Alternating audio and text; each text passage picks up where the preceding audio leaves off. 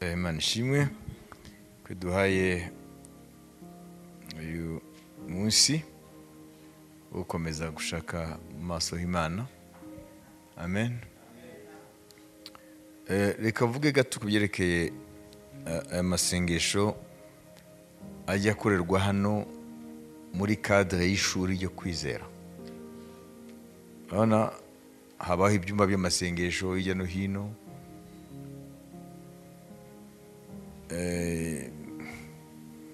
cyangwa n'amasengesho mu matorero n'amadini. None si bitandukaniye ibyo byose bito amasengesho n'aya yaha.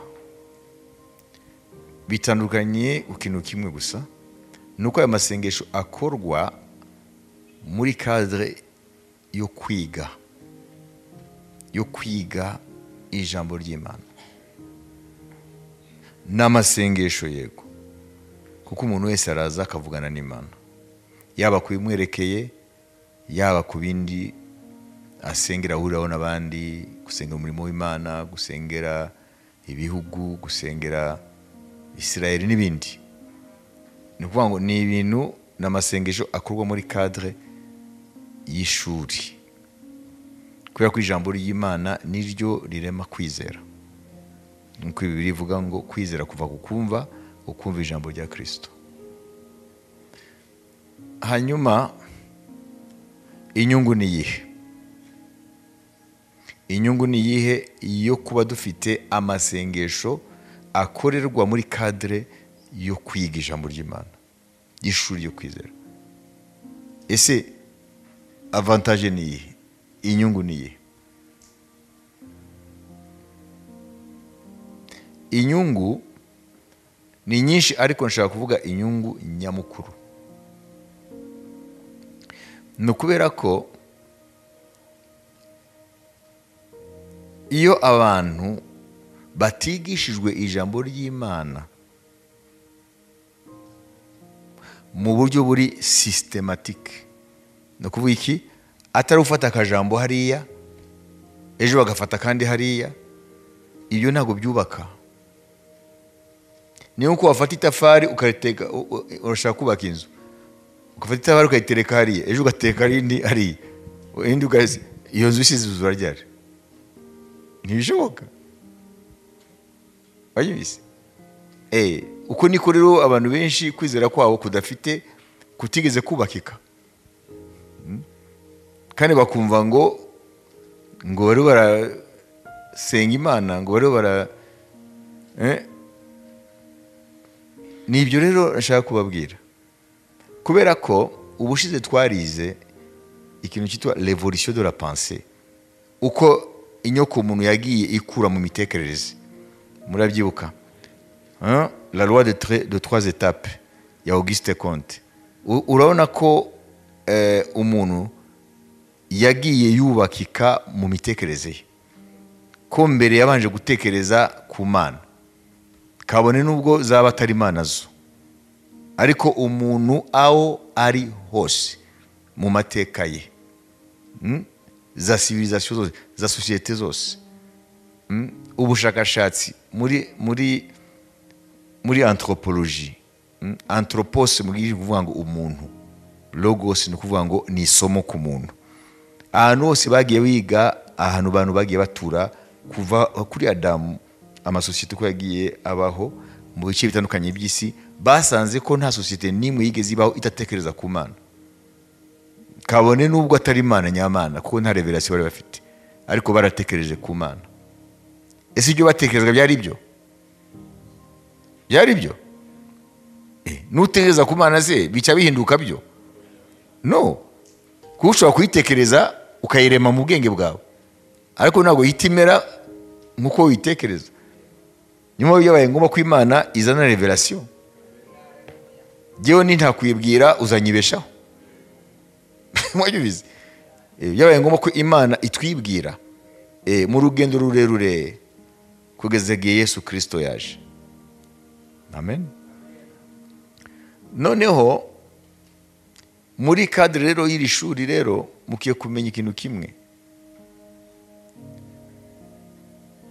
Inyungu nyamukuru yo gusengera muri iri shuri ryo kwizera niyi. inyungu ni nyinshi ariko nshaka kuvuga inyungu principal nyamukuru. Amen. No kuvuga abantu igihe batangiye gutekereza ku Mana, kubera iki? Kubera ko kuva muri Eden bamaze gucumura Adamu na Eva, Imana yabirukanye mu ngobyi ya Eden. Yabirukanye muri presence yayo. Imaze kubirukana muri presence yayo, haba rero igisika hagati yayo n'abantu. Abagiye bakomoka kuri Adamu na Eva batangiye rero kwirwariza mu gushaka Imana. Tubivuga no kwirwariza, sibyo?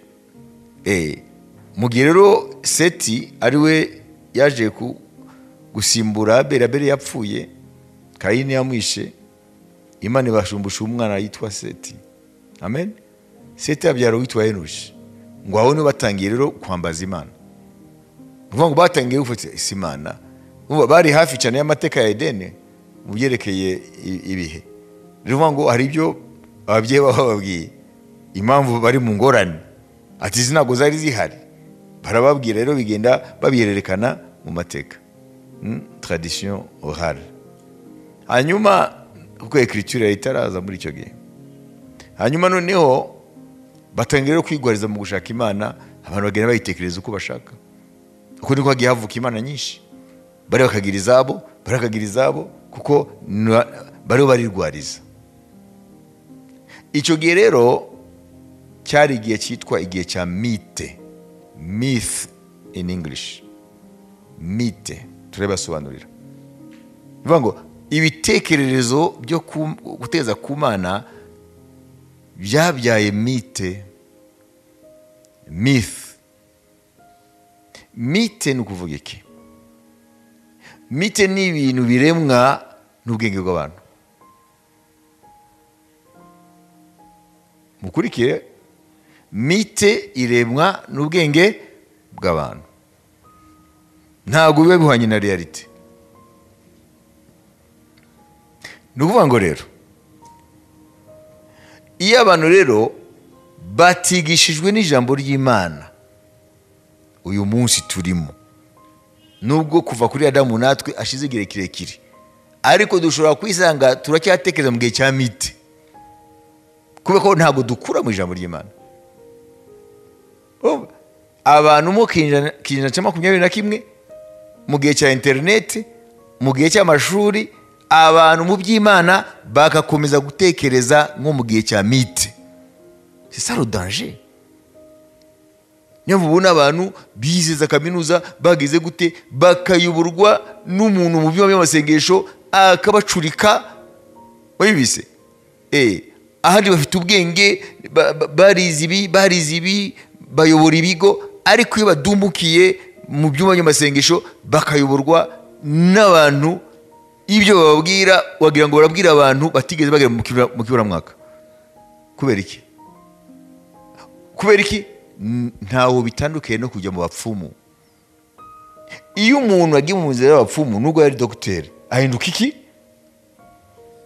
Umuswa. Kuko umupfumu araguye ati are manura ipantaro, zana urwembe hariya, akakurasaga ku gasusu, kandi uri docteur, akagusiga iki?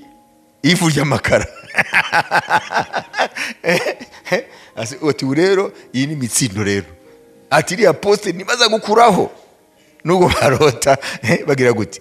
Ntasha kubabaza ya docteur asimaze iki? Kandi uri umurasaga ntamenye afite no koga, ntiyoga, ntazi no kwandika. Mubona ko rero ibintu spirituel rero, amen, iyo abantu batabyitondeye, ntabwo ubwenge wize muri kaminuza bufite icyo bwakumarira. Ushobora kuba ufite ubwenge mu bindi by'isi, ariko umuswa mu by'umwuka ugatakara. Na niyo mpamvu rero iri shuri ari ingenzi, kuko riri mu masengesho nkuko n'abandi bari mu masengesho, ariko ryo rikaba riri muri cadre yo kwigishwa kugira ngo nitugire imitekerereze n'imyizerere ya myth.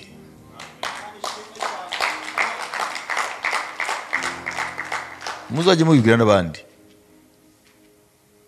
kuko ijambo gusenga ni nk'ivarizi washyiramo byo byose, inkweto, ibijumba, karavate, ibyo ushaka byose.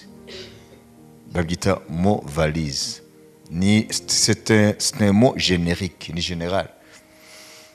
Kuko abantu benshi bavuga hari amasengesho hariya, bagahurura gusa ko bavuze ngo amasengesho, kuko bitusha ku kintu cya mbere na mbere umuntu yarakeneye igihe atakaje contact n'Imana. Imana ishimwe. Nimuzagundira ukuri muvana hano, muzajye mu gusangira n'abandi. Imana ishimwe. Mukurikire rero, abana b'abantu bamaze gutakaza ubwiza bw'Imana kuva kuri Adamu na Eva, ya nzoka ya kera isembuza Satani maze kubashuka. Batangiye rero kwinjira muri mite, ibyitwa Imana bakabyitekerereza, atari Imana yabahishuriye iyo ariyo. Icyo ni igihe cya mite. Mite rero urayisanga muri buri civilisation zose, mu gace kose abantu batuyemo kuva aho umuntu ari ku isi. Amen. Hose, ariko mfate civilisation imwe gusa, mfate abantu bamwe gusa mu mateka runaka y'ahantu runaka mu gihe runaka. Tufate Abagiriki. Abagiriki bafite umuntu yitwa Hesiode. Hesiode rero yari umuntu nk'umusizi wabo, tuvuga ngo yagiraga ibisigo iki byose, ariko akaba ari mu rwego rwa filozofi, mu rwego rwo gushyira ibintu mu bisigo nyine,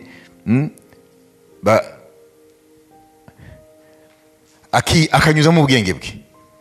Noneho Hesiode niwo Abagiriki cyangwa na civilisation occidentale yose cyangwa civilisation y'Uburengerazuba niwe bakesha ibyo bita mythe, ibitekerezo sur la naissance de Dieu, uko Imana zavutse.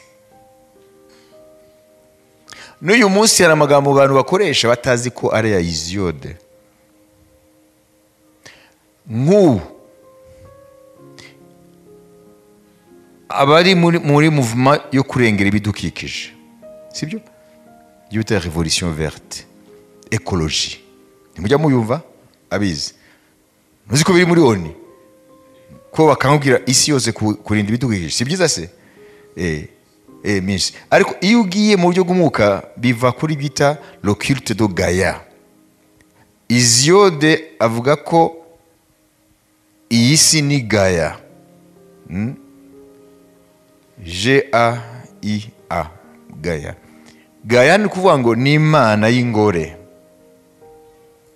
Ikaba ifite umugabo witwa Uranos.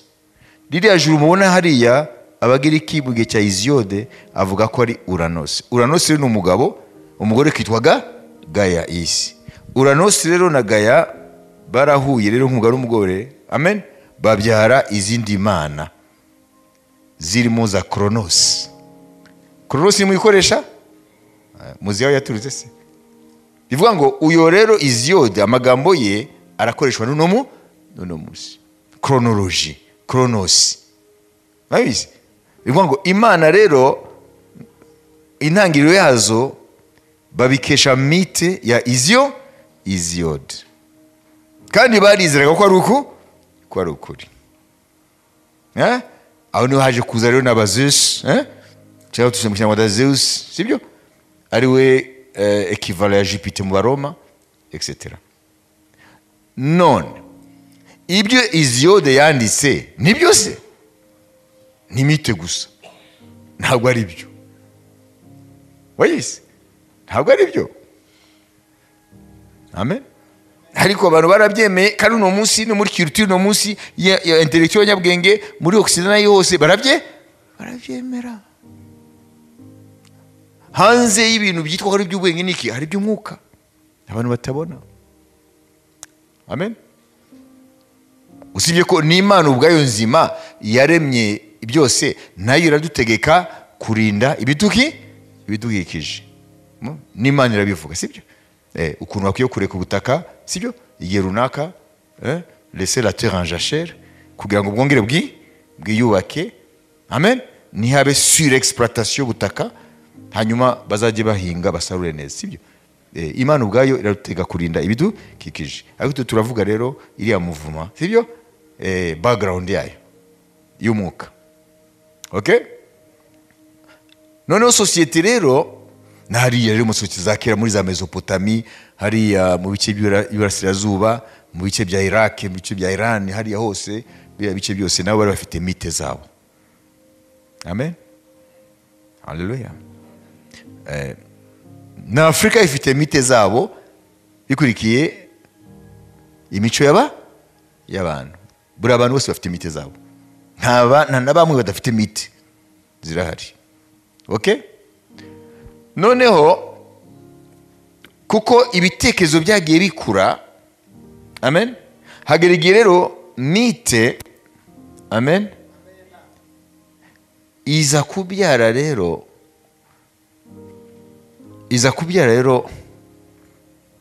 metaphysique batangira rero ku questiona kubaza iyo mite nimba koko ari byo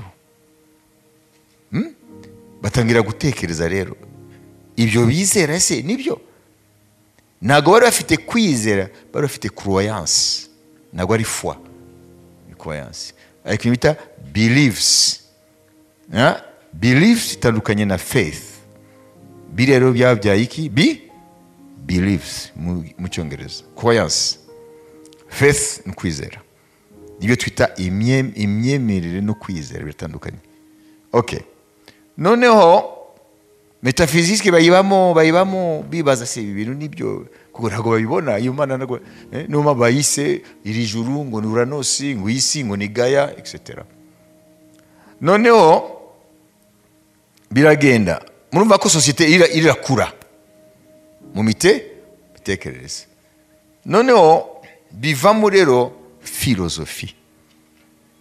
philosophie rero aho itandukaniye na metaphysique nuko philosophie iza ishinga kibazo ngo pourquoi why kuki urumva ko umuntu arakura mu mitekerereze amen bantu rero babayobya mu byuma amasengesho ntibagera ahantu ho kwibaza kuki turi bwoge aya mazi ya migirumiko urumva ntabwo bigeze bayibaza ese aya mazi afite uwe bubasha nuvuga ngo rero satani yabambuye ubwenge kuko Imana yaturemye turi abantu amen tumaze kuva hariya muri Eden tugatangira rero kuba kure y'Imana tukiriye gutangira gushakisha kumenya impamvu y'ibintu kuko Adamu na Eva ntago bibazaga kuki bari mu bwiza bw'Imana mu ijuru ntago bibaza kuki byose birasobanutse kuki rero yavutse kuko turi kure y'Imana kuko izi ndwara ese umuntu wa mbere yararwaraga urupfu se rwaje gute urumva ibyo byose ntago mbere y'icyaha ntago babyibazaga filozofi rero iravuka kuko ni umuntu ari confronté n'ibimuzengurutse adafite umusobanurira ibyo ari byo amenye se urakora iki uri muri iyi si urakora iki kandi urupfu ruzaza uyivemo none se meaning iri he sense iri he ayobize ese nyuma y'urupfu se ho biragenda gute umuntu rero atangiye rero kuba un être philosophique atangiye gukoresha ubwenge philosophie yagaze kuri kuki okay hanyuma societe irevuriwa noneho igera kuri science nibyo narezimye ejo bundi kuri nous la loi des trois états ya Philippe Auguste Comte noneho haza rero comment how why ibyara how pourquoi ibyara comment science rero ishingiye kuri comment ntabwo ishingiye kuri pourquoi ni gute imvura igwa niki gituma ikagwa urumva siyanse ntiyibaza ngo kukigwa, ariko ni gute hariya mu ijuru haba amazi ngo atugweho. Murabona, siyanse yibaza uko ibintu biro birakora, kukibwira bugacya. Ntabwo wibaza kukibwira bugacya, tuba dusubiye inyuma. Amen. Ahubwo tubaze ati ni gute ubwira bugacya. Donc la science est basée sur le comment et non pas le pourquoi. Kubera ko mbabwiye ibi mu magambo make, nugira ngo mumenye iri shuri nubwo turigira mu masengesho ritandukanye n'ibyo byumba, kuko hano hariho kwigishwa ubumenyi bw'ijambo ry'Imana, umuntu akamenya ibyo yangajemo ibyo ari byo, batajya kumushyira mu gifuka bakamuterura bakamujyana aho atazi. Hano ntabwo bakubwira ngo wizere gusa ibintu, ngo ubwonko bwawe ngo bushyire ku ruhande, ngo buzagufashe gusa mu byo hanze. Hano buri kintu cyose, buri ntambwe ukwiye kwitera uzi impamvu, kubera ko uri mu ishuri ryo kwizera. Mwabyumvise? Hano ntabwo ari ibigare. Ibigare ni ukuvuga ngo ibimaze kubasobanurira ntabyo bazi. Amen. Umuntu arabyuka mu gitondo ngo abaye pasiteri, ngo abaye ngo umuhanuzi, ngabo bagabo ngabo bagore, habo bariruka inyuma ye, ntibanibaza se uyu muntu bitebye bimeze gute, ibibavuga se kuko bifite ishingiro. Ugasanga abantu baratakaye, bari bafite ubwenge imbere, none basigaye nta bwenge bagifite. Yumbabwira Burundi nibyo, mubaza abantu babaye Burundi bazababwira. Ntabwo ari ibintu byanyuze mu binyamakuru n'iki byose. Babibise. Ntabwo rero gukurikira Yesu biguhindura umuswa. Kuko Yesu aravuze ngo hazaba inzira, izitwa inzira yera. Abantu b'imitima ntibazayinyuramo, ngo ariko abazayinyuramo nubwo baba badafite ubwenge busanzwe bw'isi ntabwo bazayoba. Imana yabwa icyubahiro. Rero hano mu itandukanye, murazi ko abantu kubera kwanduzanya, mushobora kuba mugira relation n'abandi bo mu madini, mu yindi myizere, mu y'amatorero, nimuzigire mukukiye ibintu mutazi impamvu, muzaba mwarataye umwanya wanyu rero hano. Amen. Ntimuzajye mufata ibintu gutyo gusa ngo uko abandi babikora. Ngo twabonye abandi mu gusenga bagenda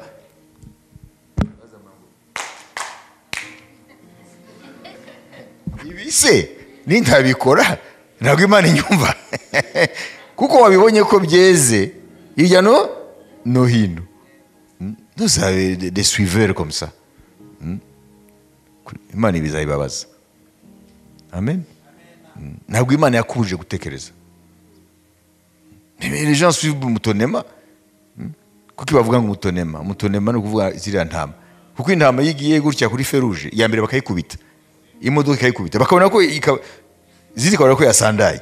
Ntabwo zivuga ati hari danger, nawe iragenda gusandara. Nibo bavuga ngo non, il faut pas être des moutons. Tuba intama z'umwami, ariko intama ziyobora Satani, azajyana kuzirangiza. Amen. Twebwe turinterroge même la Bible.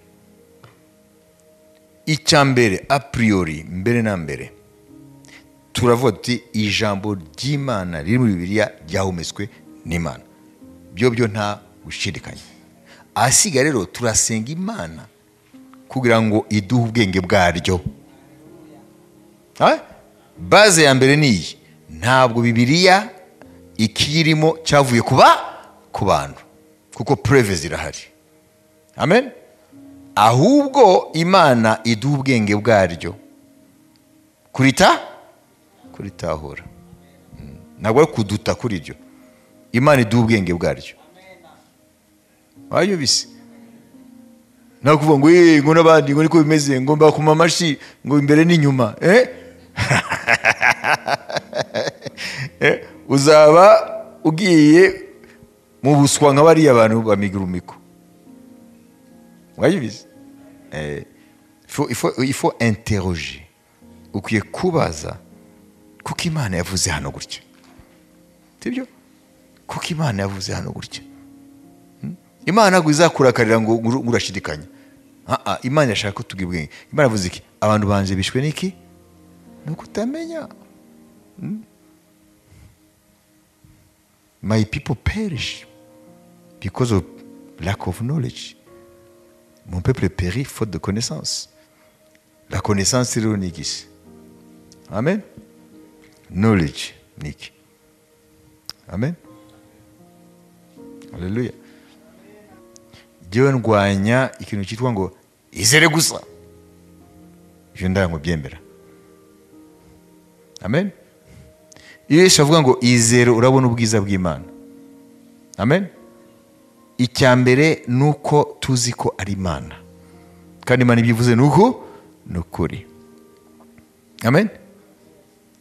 Ariko iyo ari umuntu avuga ngo izere gusa, ukiye kubishyiraho point d'interrogation. Kubera iki? Kuko igihe biza kugukomerana ntuzamubona. Parce que les conseillers ne sont pas toujours les payeurs. Abaguhanura si bazishura facture. Igihe cyo kwishura nikigera uzabaga wifasha. Rero ntugakinisha ubugingo bwawe. Ngo ushe mu maboko yore wese, ngo numusenzi, ngo numuhanuzi, ngo nibiki. No. Iri torero Beteli rihagaze ku ijambo ry'Imana rishoshozwe neza. Harimo ubushishozi bwo mu Mwuka Wera. Haleluya. Niyo mpamvu n'umudisciple w'Imana hano ukuri. Umuntu koko aza hano ashaka ko Imana imwigisha. Yitwa umugisha wa Yesu. Ari capable yo kubwira wese impamvu yizera ikintu. Imana yahabwa icyubahiro. Amen. Munyibutse rero zangingo uno munsi turaza gukobanyirizamo ingingo 3. Ebyiri zisigaye zizaba ari zejo. Muzinyibutse n'abandi bazumve. Ibi ari cyo yabamariye? Nabaza kurika kuri internet bizabafasha. Manishima. Twebwe ntabwo dukurikira buhumyi. Turazi ibyo turimo. Yesu twaramubonye. Ijambo rye twararimenye. Umwuka rero duhaye ubwenge bwaryo. Nta muntu ashobora kuzana twebwe ngo tuzimize ngo dutakaze. Amen. Ngo hazirinde izindi nshasha ngo biki nibiki. Twe ntabwo tukiri muri abo. Twaramumenye, twamenye ukuri. Yesu Kristo. Amen. Noneho Eliya ageze munsi y'igiti cy'umurotemu arushe cyane. Twabonye ko munsi y'igiti cy'umurotemu yari afite ikibazo gikomeye cyane kubera yuko amagambo ya Yezabeli hari icyo yangije muri we. Kuko twabonye ko yaguye muri depression profonde. Amen. Yaguye mu byo science uyu munsi medical yitwa burnout cyangwa breakdown. Aho umuntu aba atakimenya. Igihe yasigaga umugaragu we Batsheba i Buyuda ari ubwami bw'amajyepfo, uko yari umuturage w'ubwami bwa ruguru muri Isirayeli, mu ntara Galiyade, mu mudugudu muto cyane utazwi witwa Tishubi. Right? Hanyuma amaze kumusiga hariya atangira inzira mu butayu. Twabonye yuko ntabwo yari azi aho hagana. Iyo umuntu ari muri situation nk'iya Eliya akaba afite ikintu cyatumye muri mutima we umuntu w'imbere hahungabana, ari byo abaganga n'umunsi bita depression. Hari depression zitandukanye twarazize. Hari rero ziba profonde, zikaba izikomeye. Ni nk'umuntu aguye mu cyobo kinini cyane. Ugwa mu cyobo gito biroshe kumuvanayo. ugwa mu cyo kinini cyane bizasaba imbaraga nyinshi n'uburyo bwinshi kugira ngo umuvaneyo. Iyo umuntu ageze ahantu ha burnout ko abaganga bayita cyangwa breakdown, birasaba imbaraga nyinshi mu rwego rw'abantu muri siyansi z'abantu kumuvanayo. Ariko twabonye ko iyo situation yabayeho kera n'ubwo buvuzi butarabaho, ko twabonye abantu batandukanye b'Imana, les héros de Dieu, abahirozi b'Imana muri Bibiliya, ba Dawidi, ba Yeremiya n'abandi bagezaho bagwa muri depression, ariko Imana kuko bari bayizi niyo bavanyeyo. Hanyuma Eliya turabona ko yari aragenda atazirajya. Ese hashobora kugera igihe umuntu ahura n'ibibazo mu buzima bigatuma asigara agenda atazi naho hajya? Birashoboka. Nibyo bita mu Gifaransa perdre les repères. Niyo dushaka kureba muri kano kanya. Eliya yatakaje repères zose. Turaza kushaka mu Kinyarwanda amagambo. Iyo umuntu ari muri depression ikomeye cyane atakaza repères zose. Nibyo bita mu Gifaransa être au bout ou au bord du rouleau. Niko babyita mu Gifaransa. Être au bout ou au bord du rouleau. Kubera iki? Iri jambo ryavuye muzakurura iteka ryose. Nzagera iyo ubuzima rero niba bumeze nk'iyiruro, iyo bavuze ko umuntu yageze au bord du rouleau cyangwa au bout du rouleau, abageze ku mwisho, aho hakurya aho ntabwo abona. Yageze hano hariya ni mu manga hariya, ni muri précipice hariya. Iyo ugeze hano rero mu buzima ngo tu es arrivé au bout ou au bord du rouleau, ni ukuvuga ngo nta yindi solution ihari. Eliya rero yari yageze he? Au bout du rouleau. Ntabona imbere, ntabona inyuma, ntabona ibumoso, ntabona iburyo, aragenda gusa mu butayu kuko yatakaje repères zose. Tous les repères antécédents, ibyamurangaga mbere yo kwinjira mu cyo kibazo byatakaye, nta kimenyi wari we. Mayisi iyo situation rero, être au bord du rouleau signifie être au bord du gouffre, au bord de la ruine, de la catastrophe. Donc cela suggère un état d'épuisement extrême, physique ou moral, une sensation de perte de contrôle ou d'énergie. Ni ukuvuga ngo ubutakaje imbaraga zose zari zikugize, zituma wumva ushaka kubaho, zituma ubyuka ufite gahunda, zigatuma uryama unezerewe uwo munsi uko wagenze. Ariko iyo umaze kugera aho hantu au bord du rouleau, au bout du rouleau, iyo yose biratakara. Wa mugani w'abandi ntabwo uba ukitambuwa uwo ari we, ntabwo wizi. Ibyo rero ntabwo uri wa muntu utera amabuye ngo bakujyane indera. Muri societe barabona kuri muzima, ariko behavior yawe, comportement yawe, umuryango wawe, abakuri hafi babona ko ibintu byabaye ibindi. Amen. Yatakaje ibintu byose byamurangaga, donc ibyitwa repère. Repère iravuga gutya ko bayidefinisa: c'est un point, un objet, une marque, un signe ou une référence qui permet de localiser, de situer ou de se guider dans un espace, dans un contexte ou même dans le temps. Donc les repères nous permettent de nous orienter pour trouver un lieu ou pour se rappeler d'un événement. Nous voyons que le repère rero ni nka référence nituma wimenya. Amen. Alléluia. Muri mathématiques, repère bayikoresha muri système ya coordonnées. Burya indege kugira ngo zigene zitakare zikoreshwa yita amacoordonnées.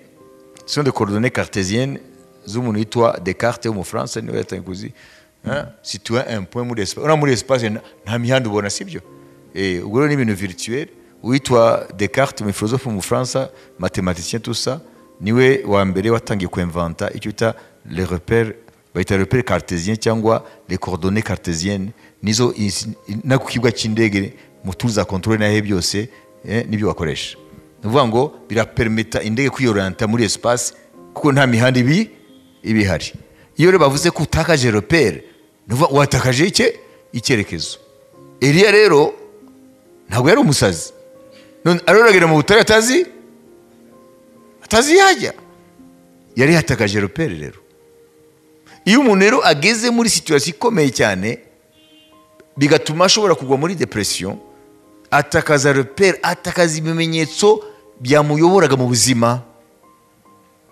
mabibisi murabona hano ikitura ko yatakaje repère ntakimenya ko ari umuhanuzi kandi umuhanuzi w'Imana ishobora byose ntiyumva ko yatakaje repère ubwe ntabwo yisobanukiwe nura kwaze Eliya se umuhanuzi w'Imana urajya he ntiyari no gusobanura hagiye kubera iterabwoba rya Jezabeli iyo ubaye mu kibazo gikomeye cyane gikomeranye kirekire ibi biragushikira ugasara ugenda mu mujyi wa Kigali utazi aho ujya ugatega bus hano cyangwa moto nimba ufite amafaranga ukagenda motari yakoze madame muze ngugeze tugende gusa amafaranga ushaka ntamenya nimba afatiye akanombe ntamenya ko nimba afatiye Remera murabibona uwo motari rero ahita afite uyu muntu afite ikibazo Eliya rero niko yarameze bano yageze terrible ça abami ba mbere 19 umurongo wa mbere tugeze ku murongo w'8 aho nuko Ahabu atekerereza Yezebeli ibyo Eliya yakoze byose kandi nuko yicishije abanuzi bose inkota Yezebeli aherako atuma intumwa kuri Eliya aramubwira ati ubugingo bwawe ninabuhwanya n'ubwabo ejo nk'iki gihe Imana zizabimure ndetse bikabije Eliya byumvise atyo arahaguruka arahunga ngo yikize ajya i Berisheba y'Ubuyuda aba ari asiga umugaragu we ariko agenda wenyine urugendo rw'umunsi umwe mu ishyamba ahageze yicara munsi y'igiti cy'umurotemu yisabira gupfa ati Uwiteka ndarambiwe icyabimara nuko ubu wakuraho ubugingo bwanjye kuko ntaruta abasogokuruza ubwiza nuko yiryamira munsi y'icyo giti cy'umurotemu arasinzira agisinziriye marayika araza amukoraho aramubwira ati byuka urye arakanguka abona umutsima utaze ku makara n'agacuma k'amazi biri ku musego we ararya aranywa arongera ariryamira ariko kiraho we niwabeshe Bibiliya yavuze ko yagiye mu gashyamba mu butayu abishyamba iyo babikuye he umviriza Élie voyant cela se leva et s'en alla pour sauver sa vie. Il arriva à Beersheba qui appartient à Juda et il y laissa son serviteur. Pour lui, il alla dans le désert où après une journée de marche, il s'assit sous un genêt et demanda la mort en disant « C'est assez, maintenant Éternel, prends mon âme car je ne suis pas meilleur que mes pères. » Ça peut fausser tout. Uko mu ishyamba ushobora kubona n'akavoka ntumva ko byataye umurongo ni mu butayu n'umusenyi gusa a perte de vue n'umusenyi mu bikosore mu bwongo ko Bibiliya ntimujye kwihotera iri jambo nta gashyamba kare bikada nimba ari Girebo yari warakorana n'umunyarwanda ko Girebo niwe umukozi w'Imana wa mbere yazanye n'umuryango we mbapana noneho aza mu Rwanda niwe wa mbere waduhindura Bibiliya mu Kinyarwanda n'igitabo cy'indirimbo yashize agahema ke ariya Kacyiru hariho ligue uyu munsi aho hose hari amashyamba hari intare n'ibiki byose nta muhanda wari uhari mwabizi nta nzu yari hari yaje aritanga, arangije guhindura Bibiliya ayivana mu Cyongereza, yavuye mu Bwongereza, ayivanye mu Cyongereza ayishyira mu Kinyarwanda n'igitabo cy'indirimbo, afashijwe n'abana be cyangwa umukobwa we, kuko nibo bahise bagenda i Burundi nabo kugira ngo bahindure, bafasha abarundi nabo babahe Bibiliya mu Kirundi. Hanyuma Girebo yapfuye ageze kuri Matayo, hanyuma umukobwa we niwe yaje gukomeza. Wabizi n'ubashinguwe hariya i Burundi mu majyepfo, yitwa Girebo. Bari mubizi ko ari abantu babitangiye mwebwe? Wowe ufite Bibiliya gusa ntumenya aho yavuye. Kariya gasozi hariya Kacyiru urabona kuri ligue, iyo uri hari ubona gutya, hariya niho yashize agahema ke. Mumenye ngo nta muhanda wari uhari, nta mazi yari ahari, yari imibu gusa. Wabizi afite n'akamashini kari kugubita ko na ordinateur zihari. Ni mubaze ubuzima babayemo, nta n'imyenda abantu barafite ngo barambara. Wabizi ni igihe cya kera.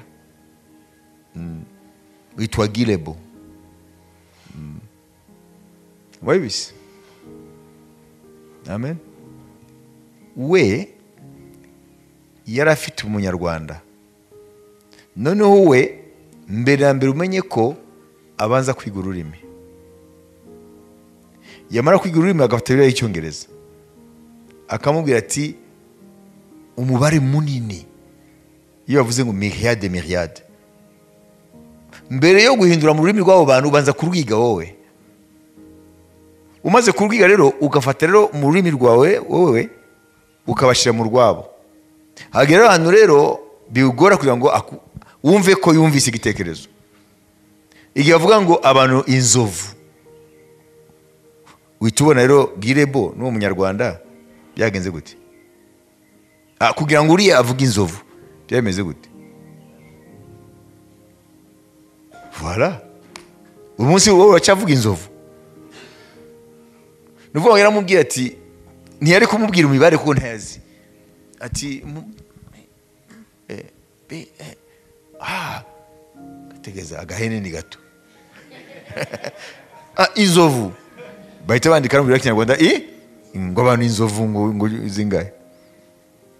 Mama wumvise bameze? Urabona hariya muri Afrique de l'Ouest bitwa les Mandingues. Mujya mumva? Tribu Mandingue. Iyo bagiye abayinduye Bibiliya mu rurimi, abanza kwiga ururimi rwabo, hanyuma cyangwa le mandarin mu Washinwa. Wamara kurumenya none ugahita ufata umuntu rero muzakorana muri traduction. Ariko rero birasaba ko umenya ko yumvise neza igitekerezo. Bago Bibiliya rero ya mbere y'Ikinyarwanda c'était de la peu près. Nago byari sur. Imana yakoze imirimo ikomeye kugira ngo igeze ijambo ryayo mu ndimi zose. Babyumvise rero Bibiliya rero y'Ikinyarwanda ya mbere biragoye umuntu w'ubu kuyumva. Ubwo rero yageze aha rero kuri Eliya, aramubwira ati noneho abona igiti arusha arasinzira. Yumva igiti atayumva ko ibiti biba hehe mu ishyamba. Ahita yandika rero ngo ni mu ishyamba, hari mu butayu. Birumvikana?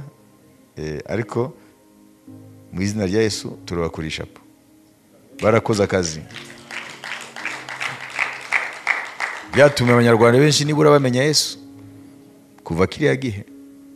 Imana ishimwe.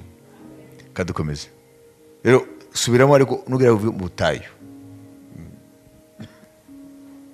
Eliya byumvise atyo arahaguruka arahunga ngo yikize ajya i Berisheba y'i Buyuda, aba ari asiga umugaragu we, ariko agenda wenyine urugendo rw'umunsi umwe mu butayu. Voilà.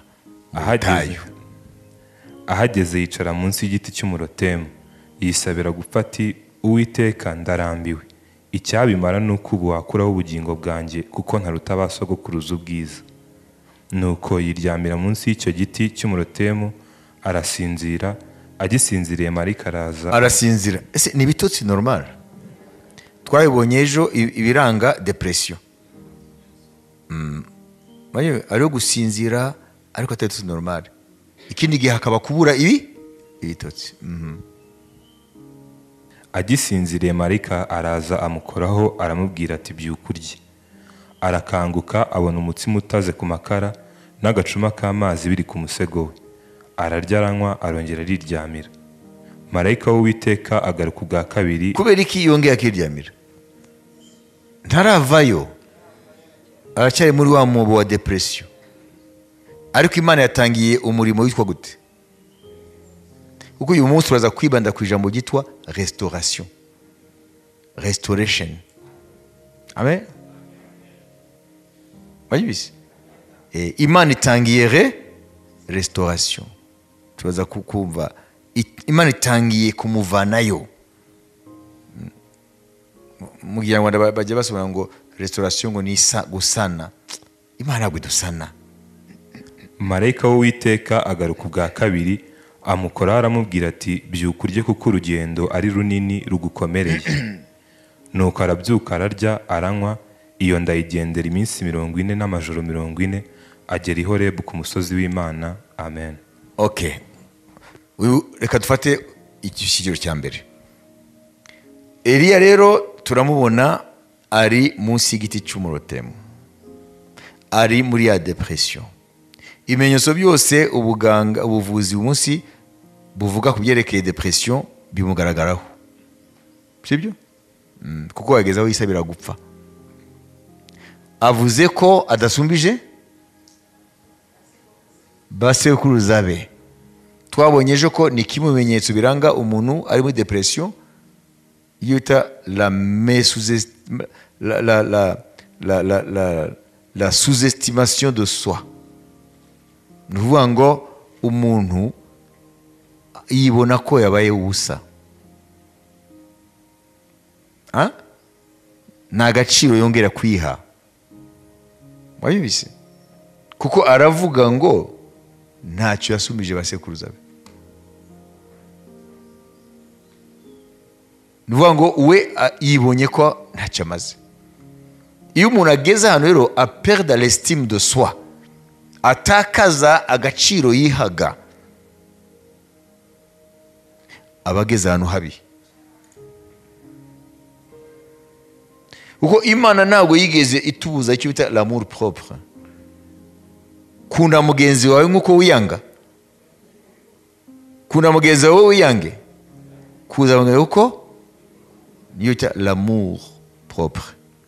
Imana yaturemanye iryo shema. Iyo ugeze ahantu rero we nta shema ukiha, ukibona kuri wa zero wa mugani, urarwaye.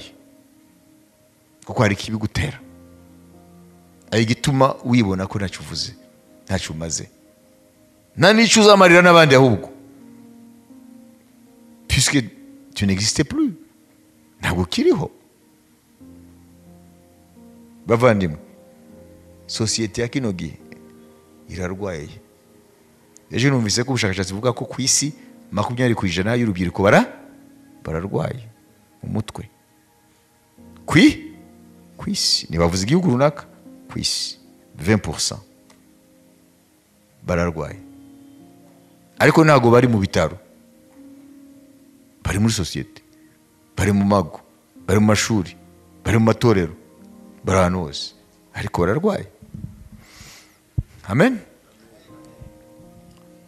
Reka dufate iminota 5 tujye imbere y'Imana. Umuntu wese ajya imbere y'Imana, kuko turaza kuvuga ku byerekeye le Dieu de restauration. Imana ifata umuntu wamaze kuba brisé, broken, amaze kuba brisé, amaze kuba broken, amaze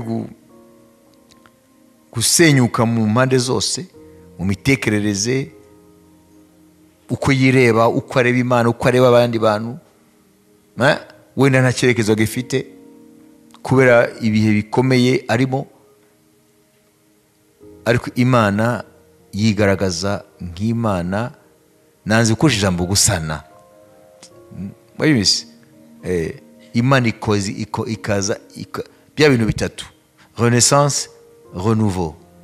Imana ikongera ikamurema mu bundi bushya. Reka dukoreshe ijambo imana ikamurema bundi bushya. Nibyo tuza kubona umunsi ukuntu imana ari imana ya restauration. Ari umuntu wanyandikiye, simuzi, ariko ashobora kuba ari muri mwebwe kuko arakurikira inyigisho, maybe ari hano cyangwa kuri internet, avuga ko musengera kuko yibonye muri ibibazo twavuze ejo. Nashaka kubabwira ngo amenye yuko ntasomye gusa message ye, naramusengeye, kandi Imana izamugirira neza, azabona ubutabazi, Imana izamurestora, kandi bizanezeza nimbona message ambwira ko Imana yamutabaye, yabikemuye. Niturangiza iminota 5 dufate 5 yo kumuhimbaza. None tuze tugaruke rero turebe imana ya restauration. Good.